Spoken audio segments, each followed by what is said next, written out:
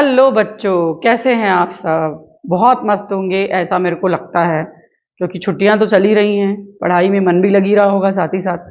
तो हमारी सीरीज शुरू हो चुकी है 12th क्लास की केमिस्ट्री की, जिसमें चैप्टर 1 का एक लेक्चर हो चुका है। आज मैं उसका दूसरा लेक्चर दे रही हूँ तुम लोगों को। दूसरा वीडियो मेरा अपलोड हो जाएगा। आप लोगों से मेरी एक रिक्वेस्ट है भाई, अपने इस चैनल को ज़्यादा से ज़्यादा सब्सक्राइब, लाइक और शेयर करें। इतना अच्छा क्वालिटी मटेरियल और एक्सप्लेनेशन आप लोगों को मिल रहा है, तो आप सभी लोग उससे कुछ एडवांटेज लें, ऐसा मेरे को लगता है। तो उम्मीद है कि आप सभी लोग ज़्यादा से ज़्यादा लाइक और शेयर करेंगे इस चैनल को। कंसंट्रेशन को एक्सप्रेस करने की हम लोग मेथड्स पढ़ रहे थे, तो उसी में हमारी जो अगली मेथड थी अब, वो है पार्ट्स पर मिलियन। ये 4th नंबर की मेथड है अपनी, जिसको कि शॉर्टकट में हम पीपीएम भी बोलते हैं, पार्ट्स पर मिलियन। सबसे पहली बात तो ये कि इस मेथड को यूज कब करना है। इस मेथड को तब यूज किया जाता है जब सॉल्यूशन में सॉल्यूट का अमाउंट बहुत कम होता है। तो बोलोगे कि मैडम आपने तो शुरू से यही बताया है कि सॉल्यूशन में सॉल्यूट का अमाउंट तो बहुत ही कम होता है। कम होता है, लेकिन बहुत ज्यादा कम है। यदि किसी सॉल्यूशन में सॉल्यूट का अमाउंट नेग्लेजिबल नेग्लेजिबल है, ना के बराबर सॉल्यूट उसमें मिला हुआ है कि नहीं ये भी समझ में नहीं आ रहा है। या ऐसा बोल सकते हैं कि उसमें सॉल्वेंट बहुत ज्यादा है और सॉल्यूट का अमाउंट बहुत कम है, और फिर हमको उस सोल्यूशन का कंसंट्रेशन एक्सप्रेस करना है। तो अभी हमने जितनी मेथड पढ़ी परसेंटेज वाली, उससे हम उसको फाइंड आउट नहीं कर सकते हैं। क्यों? क्योंकि सॉल्यूट का जो कंसंट्रेशन है वो इतना कम है कि उसको हम किसी भी मेथड से कैलकुलेबल नहीं कर सकते हैं। तो इसलिए हम लोग क्या करते हैं, यहाँ पर हम ये टेक्निक पार्ट्स पर मिलियन जो टेक्निक है इसको यूज करते हैं। इसमें हम 10⁶ मिलियन से मल्टीप्लाई करके जो सॉल्यूट का मास है, सॉल्यूट का जो अमाउंट है, उसको मल्टीप्लाई करके थोड़ा सा बड़ा कर लेते हैं और कैलकुलेबल बना लेते हैं, और फिर उसको कैलकुलेट करते हैं। इस मेथड को कहाँ यूज किया जाता है? देखो, जो पॉल्यूशन फैलाने वाली गैस होती हैं, कहाँ से निकलती है पॉल्यूटेंट गैस? सल्फर के ऑक्साइड होते हैं, नाइट्रोजन के ऑक्साइड होते हैं। कहाँ से निकलती है पॉल्यूशन फैलाने वाली गैस? जो हमारी इंडस्ट्रीज होती हैं डिफरेंट टाइप की, और जो व्हीकल चलते हैं उनसे जो धुआं निकलता है उसमें ये होती हैं। और ये जो पोल्यूशन फैलाने वाली गैस होती हैं, सल्फर के ऑक्साइड, नाइट्रोजन के ऑक्साइड, वहां से निकलकर एयर में जाती है और एयर से एटमॉस्फेयर में चली जाती हैं। एटमॉस्फेरिक एयर जो है वो भी मिक्सचर है, गैसों का मिक्सचर है। तो उसमें जाकर ये पोल्यूशन फैलाने वाली गैस जो है ये जाकर मिल जाती है, और ये जब जाकर उसमें मिलती है तो ये एक सोल्यूशन फॉर्म कर लेती है। इस सोल्यूशन में जो एयर है वो बन जाती है सॉल्वेंट, और जो ये पोल्यूशन फैलाने वाली गैस है ये बन जाती है सॉल्यूट। तो उस पूरे एयर के सामने ये सॉल्यूट बहुत छोटा सा होता है, बहुत थोड़ा सा होता है। और इसलिए जब इस तरह का कोई सोल्यूशन हमारे सामने आ जाता है और हमको उसका परसेंटेज निकालना होता है, सॉल्यूट का अमाउंट निकालना होता है, तो फिर हम इस टेक्निक को यूज करते हैं।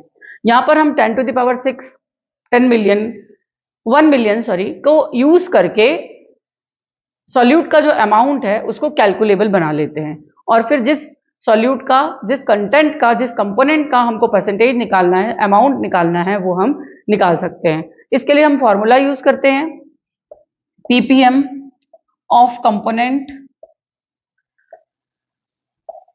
Is equal to mass of component upon total mass of component of solution into 10⁶ 10 lakh 1 million से मल्टीप्लाई करके इसको हम लोग कैलकुलेबल बनाते हैं, क्योंकि यहाँ पे मास ऑफ कंपोनेंट जो है बहुत कम होता है। पोल्यूशन फैलाने वाली जो गैस है उसका यहाँ पे आ जाएगा, और ये टोटल कंपोनेंट में तुम्हारा पूरा एयर और पॉल्यूटेंट गैस दोनों का मिलाकर आ जाएगा। तो total mass of the component of solution हो जाएगा। 10⁶ से मल्टीप्लाई करके हम उसको कैलकुलेबल बना लेते हैं। अच्छा, यहाँ पर मैंने मास लिखी हूँ, मास की जगह हम वॉल्यूम भी ले सकते हैं, क्योंकि जो अमाउंट हमको लेना है कंपोनेंट्स का, ठीक है, वो या मास के फॉर्म में लो या वॉल्यूम के फॉर्म में लो, तो तुम दोनों ले सकते हो। निकल कर लेकिन आएगा वही पार्ट्स पर मिलियन। तो कब यूज करना है इस टेक्निक को हमको? जब सोल्यूशन में सॉल्यूट बहुत कम है या सोल्यूशन बहुत ज्यादा डाइल्यूट है, तब हम इस टेक्निक को यूज करके परसेंटेज या अमाउंट जो है सॉल्यूट का वो फाइंड आउट कर सकते हैं। इसके बाद हमारा 5th नंबर का जो टर्म है वो है mole fraction.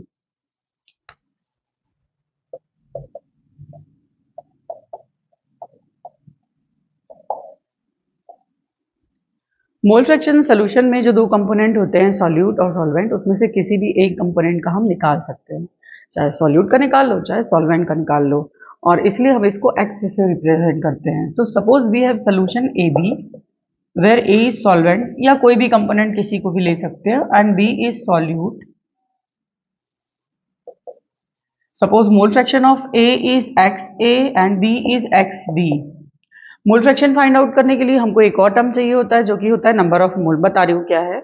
Suppose number of mole of A is N A and B is N B, then mole fraction of A is X A is equal to N A upon N A plus N B, and mole fraction of B is equal to N B upon N A plus N B. और इसी फॉर्मूले से हम इसको define भी कर लेते हैं। So mole fraction of component of solution is always equal to the ratio of number of mole of that component to the total number of mole of the components। सीधी सी बात है, जो मोल फ्रैक्शन है वो number of मोल पे depend करेगा। Number of मोल की ratio होता है ये एक्चुअली में, और जिस भी कंपोनेंट का मोल फ्रैक्शन निकाल रहे हैं उसका नंबर ऑफ मोल मेन रहेगा और साथ में दूसरा दोनों को ऐड करके इसको निकाला जाएगा। जिसका मोल फ्रैक्शन निकाल रहे हो उसका नंबर ऑफ मोल न्यूमरेटर में रहेगा और टोटल जो रहेगा वो डिन्यूमरेटर में रहेगा। और इस तरह से जैसे यहाँ पर भी हम एक्स बी का निकाल रहे थे तो एन बी ऊपर आ गया था। इस बात का हमको ध्यान में रखना है। नंबर ऑफ मोल क्या होता है इसको भी हम लोग डिस्कस कर लेते हैं।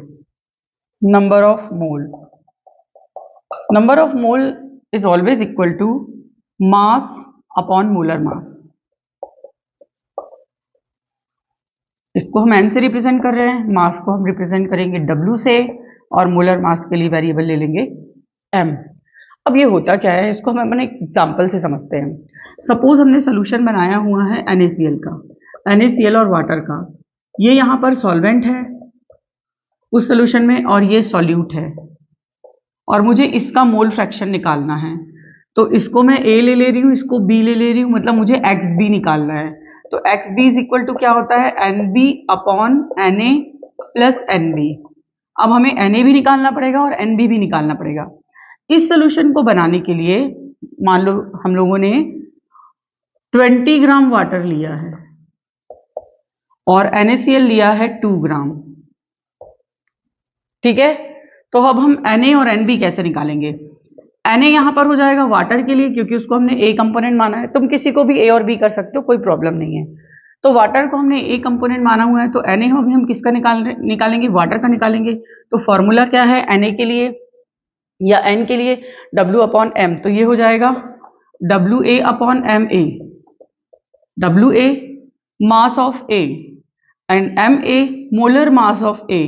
तो मास ऑफ A कितना दिया हुआ है 20 ग्राम। अब molar mass of A, molar mass किसका निकालना है, वाटर का। तो मोलर मास निकालना तो तुमने प्रीवियस क्लासेस में पढ़ा होगा। मोलर मास क्या हो जाएगा वाटर का, यहाँ पर H2O। कैसे निकाला जाता है मोलर मास, जो एटम हैं उनके एटॉमिक मासेस को हम लोग प्लस करके निकालते हैं। तो हाइड्रोजन का 1 × 2 प्लस ऑक्सीजन का 16 ग्राम, और इसलिए ये आ जाएगा टोटल 18 ग्राम। तो ये आ गया वाटर का मोलर मास 18।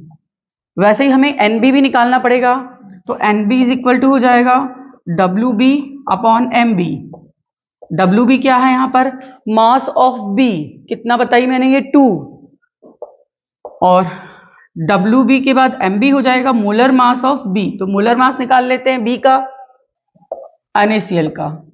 एटॉमिक मासेस को प्लस करना पड़ेगा, सोडियम का 23 प्लस क्लोरीन का एटॉमिक मास 35.5 ग्राम। ये सब प्रीवियस क्लासेस में आप लोगों ने पढ़ा होगा, और टोटल आ जाएगा 58.5 ग्राम। तो यहाँ पर आ जाएगा 58.5 ग्राम। इस तरह से हम Na और NB निकाल लेंगे और फिर फॉर्मूले में वैल्यू पुट करके XA या XB फाइंड आउट कर लेंगे। इसके जितने भी न्यूमेरिकल होंगे वो इसी तरह से बन जाएंगे। हाँ, कुछ क्वेश्चन में 20% 30% का दिया होगा तो वो उसको उसी तरह से डिकोड करना है, जैसा मैंने तुम्हें मास परसेंटेज, वॉल्यूम परसेंटेज और वॉल्यूम मास वॉल्यूम परसेंटेज में बताई थी। हमारा 6th नंबर का है मेथड मोलैरिटी। इंपॉर्टेंट टर्म है, इसके न्यूमेरिकल भी पूछ लिए जाते हैं पेपर में। मोलैरिटी क्या होता है, इसको समझने के लिए हम एक सोल्यूशन बनाते हैं। तुम जानते हो यदि हमें सोल्यूशन बनाना है तो क्या चाहिए, दो कंपोनेंट चाहिए, सॉल्वेंट और सॉल्यूट। तो सॉल्वेंट तो तुम ले लो 1 लीटर, जनरली वाटर लिया जाता है, और सॉल्यूट तुम कुछ भी ऐड कर सकते हो। अब वो तुम्हें ऐड करना है नंबर ऑफ मोल के फॉर्म में।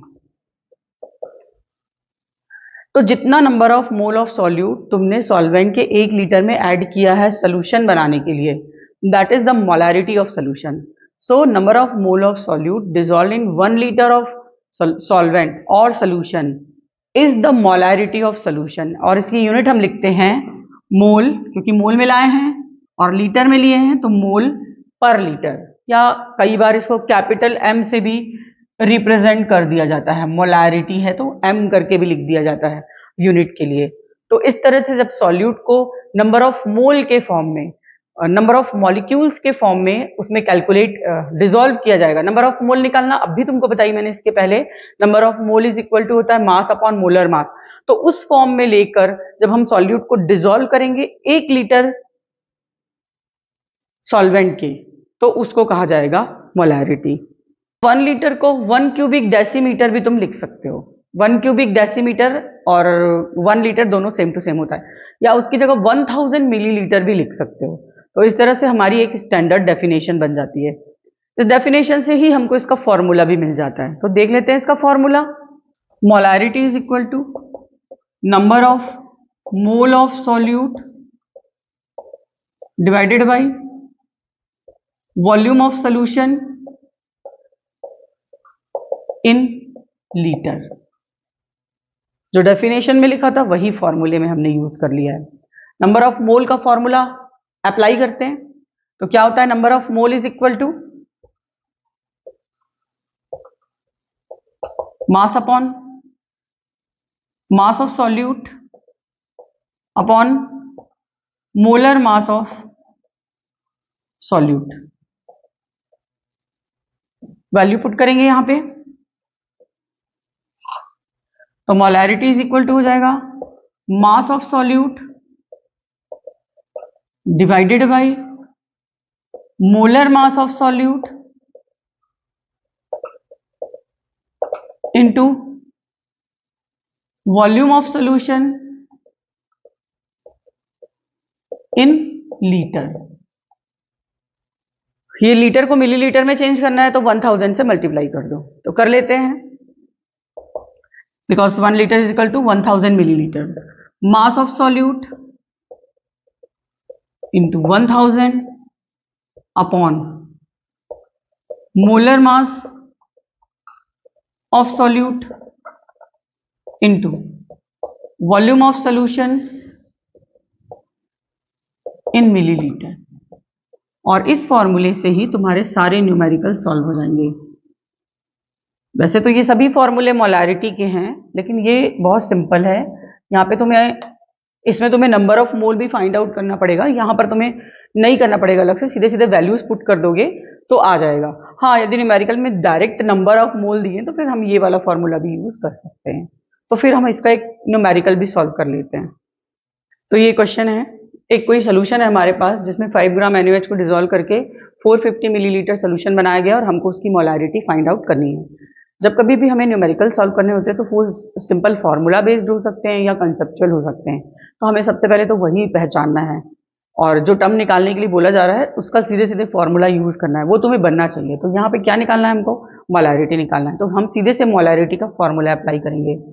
Molarity is equal to mass of solute into 1000 upon molar mass of solute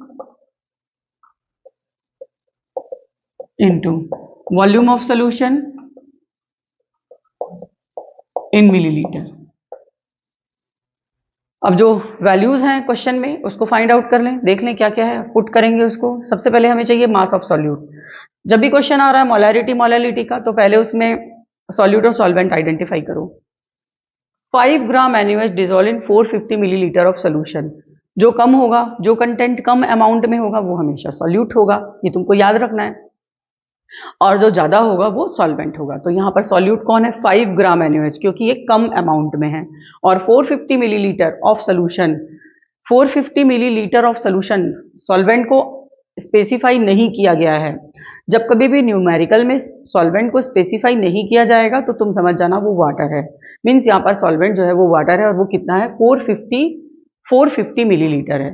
तो सॉल्वेंट या सोल्यूशन का जो वॉल्यूम है वो कितना है, 450 मिलीलीटर। ये हमको ये वाला मिल गया टर्म।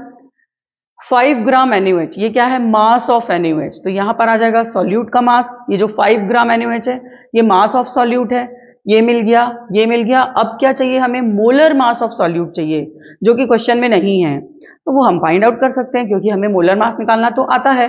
तो हमें किसका मोलर मास निकालना है, हमें निकालना है मोलर मास ऑफ NaOH। कैसे निकालेंगे, जो इसमें एटम्स हैं उनके एटॉमिक मासेस को प्लस करके। सोडियम का 23, ऑक्सीजन का 16 और हाइड्रोजन का 1, तो ये आ जाएगा टोटल 40 ग्राम। और इसी तरह से तुमको जिस भी मॉलिक्यूल का मोलर मास, मॉलिक्यूलर मास निकालना है तुम निकाल सकते हो। तो ये आ जाएगा 40। अब हम सारी वैल्यूज इस फॉर्मूले में पुट कर लेंगे। तो यहां पर आ गया 5 इंटू 1000 अपॉन 40 इंटू 450। सॉल्व कर लेंगे, 2.278 मोल पर लीटर, या इसकी जगह कैपिटल M भी लिख सकते हैं। तो इस तरह से मोलारिटी के सिंपल जो फॉर्मूला बेस्ड क्वेश्चन रहते हैं उसको तुम सॉल्व कर सकते हो। नेक्स्ट मेथड है, लास्ट मेथड है, और इसके बाद में 7th वाली मोलालिटी। मोलालिटी, मोलारिटी था वो, और ये मोलालिटी है। जबान फिसल नहीं रही अपन लोगों की, मोलालिटी है ये मत समझना कि अरे मोलारिटी को अलग वे में बोल रहे हैं तो मोलालिटी आ गई, नहीं, अगली मेथड है ये। कुछ कुछ थोड़ी मिलती जुलती है, डिफरेंस छोटा सा है, तो वो देखते हैं क्या है। मोलालिटी को समझने के लिए भी फिर हम एक सोल्यूशन बनाएंगे, और फिर हम जानते हैं कि सोल्यूशन बनाने के लिए हमको 2 कंपोनेंट चाहिए। कौन कौन से चाहिए भाई, सॉल्वेंट और सॉल्यूट। अब तक तो बच्चों सॉल्वेंट और सॉल्यूट सुन सुन के कान पक गया होगा ना तुम लोगों का, और सॉल्वेंट, सॉल्यूट, सोल्यूशन, फिर आगे और दूसरे वेपर प्रेशर आने लगेगा, तब तो और बहुत लगता सिंपल है, लेकिन पढ़ते जाओ तो बहुत सारी चीजें एक जैसी लगने लगती हैं। पढ़ते रहेंगे तो क्लियर होता रहेगा। तो फिर से सोल्यूशन बनाने के लिए हमने सॉल्वेंट लिया और सॉल्यूट लिया। सॉल्वेंट हम यहाँ पर लेने वाले हैं 1 लीटर, या 1000 मिलीलीटर, या 1 क्यूबिक डेसीमीटर, कुछ भी ले सकते हो, सब सेम है। सॉल्यूट, सॉरी,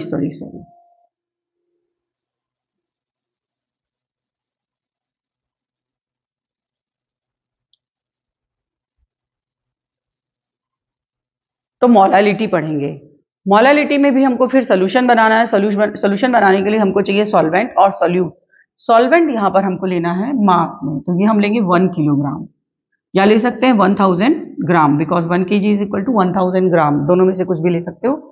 और सॉल्यूट के लेना है नंबर ऑफ मोल, ये तुम्हें नंबर ऑफ मोल के फॉर्म में लेना है। यदि तुमने 1 kg सॉल्वेंट लिया है और उसमें तुम सॉल्यूट के नंबर ऑफ मोल ऐड कर रहे हो, 1, 2, 3 जितने भी, that is the molality of solution. तो कैसे डिफाइन करेंगे इसको, number of mole of solute dissolve in 1 kilogram of solvent is the molality of solution. 1 kilogram की जगह 1000 ग्राम भी तुम बोल सकते हो, क्योंकि दोनों एक जैसे ही हैं।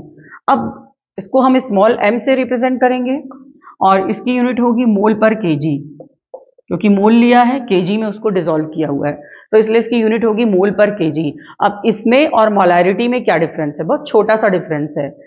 यहां पर देखो, सॉल्वेंट तुम किस फॉर्म में ले रहे हो, मास के फॉर्म में ले रहे हो, और मोलारिटी में तुमने सॉल्वेंट किस फॉर्म में लेना था, मोलारिटी में तुम्हें सॉल्वेंट लेना था लीटर के फॉर्म में या मिलीलीटर के फॉर्म में, मींस वॉल्यूम के फॉर्म में लेना था।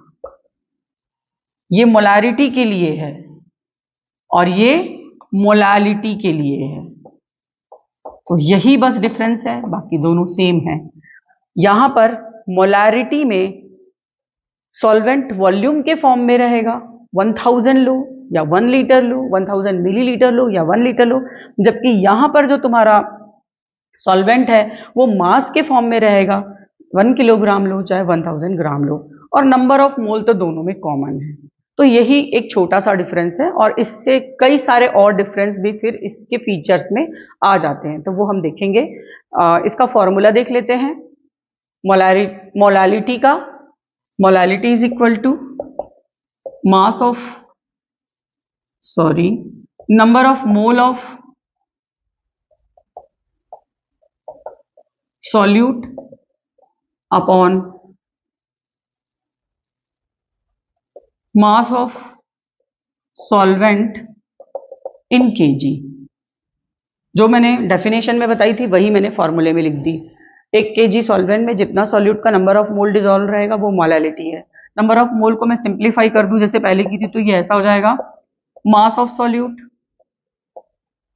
Upon molar mass of solute into mass of solvent in KG. KG को ग्राम में बदलूंगी तो 1000 हो जाएगा, मल्टीप्लाई हो जाएगा, तो mass of solute into 1000 upon molar mass of solute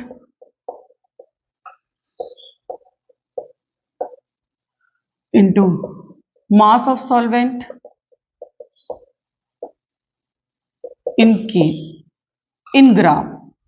इस फॉर्मूले से सिंपल से तुम न्यूमेरिकल सॉल्व कर लोगे। फॉर्मूला बेस्ड जो क्वेश्चन रहेंगे इससे बन जाएंगे, और जहां नंबर ऑफ मोल है तो फिर ये फॉर्मूला यूज करके कर सकते हो। देख लेते हैं, ये न्यूमेरिकल है।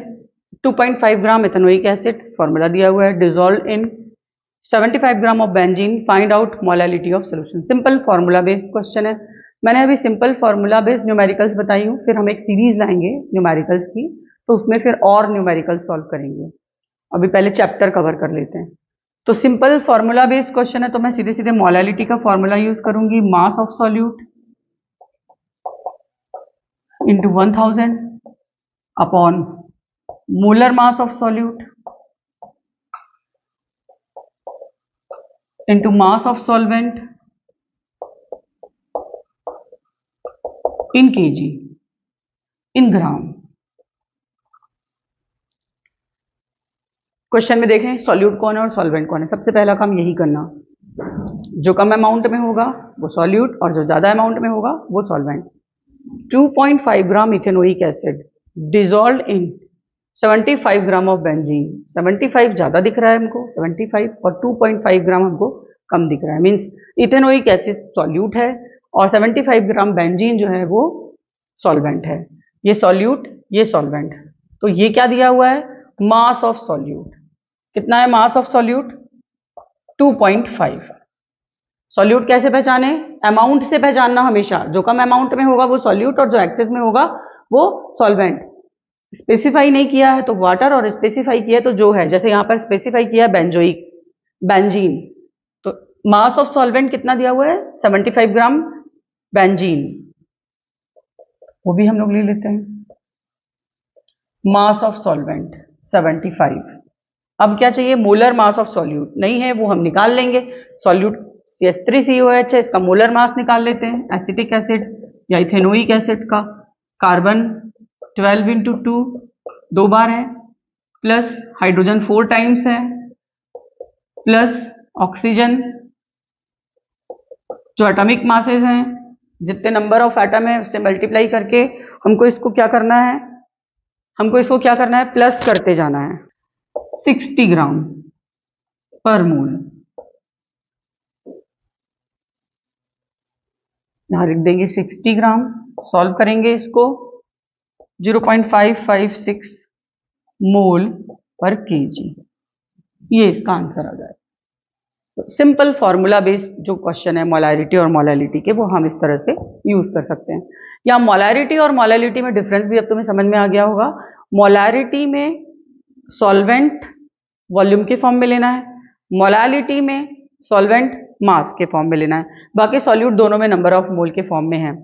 टेम्परेचर से कौन अफेक्टेड होगा, टेम्परेचर से जो वॉल्यूम पे डिपेंड कर रहा है मोलारिटी, वो अफेक्टेड होगा। मोलालिटी अफेक्टेड नहीं होगी क्योंकि मास पर कोई चेंज नहीं आता। फिर जो मोलारिटी है, यदि उस टर्म को यूज करके तुम सोल्यूशन बनाते हो तो वो डाइल्यूट बनेगा, और मोलालिटी के टर्म को यूज करके तुम सोल्यूशन बनाते हो तो वो कंसंट्रेटेड बनेगा।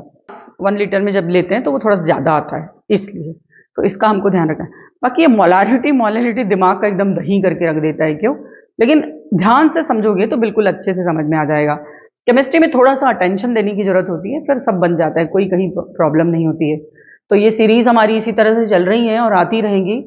आप लोगों से रिक्वेस्ट है कि मेरे चैनल को लाइक, शेयर और सब्सक्राइब करें।